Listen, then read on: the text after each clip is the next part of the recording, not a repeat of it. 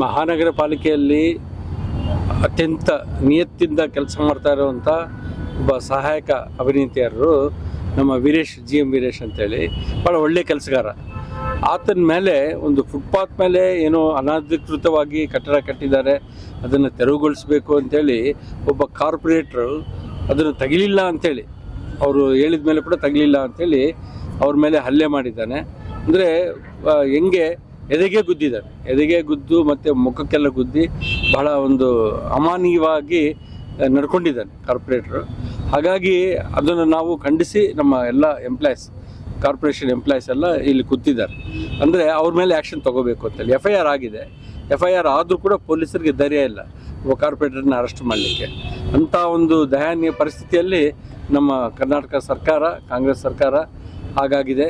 ಅದು MLA ಸಮಕ್ಷಮದಲ್ಲೇ MLA ಸಲಾಂ ಬಳ್ಳಾರಿ ಅಂತೇಳಿ ಒಂದು ಕಾರ್ಯಕ್ರಮ ಮಾಡುವಾಗ ಆತನ ಜೊತೆಗೆ ಇದ್ದವನ್ನ MLA ಕಂಟ್ರೋಲ್ ಮಾಡಬೇಕಾಯಿತು.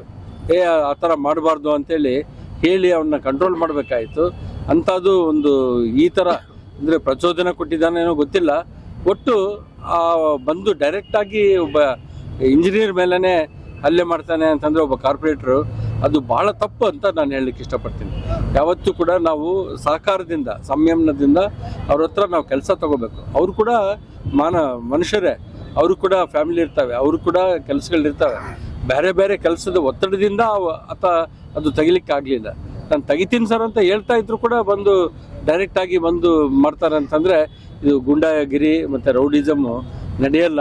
ಹಾಗಾಗಿ ಆ ಕಾರ್ಪೊರೇಟ್ರ್ ಮೇಲೆ ಕಂಪಲ್ಸರಿ ಆಗಿ ಆ್ಯಕ್ಷನ್ ತೊಗೋಬೇಕು, ಅರೆಸ್ಟ್ ಮಾಡಬೇಕು, ಒಳಗೆ ಹಾಕಿ ಅವನ ಮೆಂಬರ್ಶಿಪ್ ಕೂಡ ತೆಗಿಲೇಬೇಕು.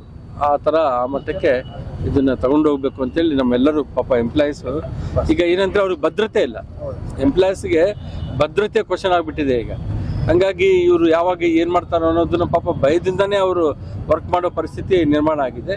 ಇದನ್ನು ನಾವು ಭಾರತೀಯ ಜನತಾ ಪಾರ್ಟಿ ವತಿಯಿಂದ ನಮ್ಮ ಎಲ್ಲ ಕಾರ್ಪೊರೇಟರ್ಗಳು ನಾವೆಲ್ಲರೂ ಇದನ್ನು ಖಂಡಿಸ್ತಾ ಇದ್ದೀವಿ.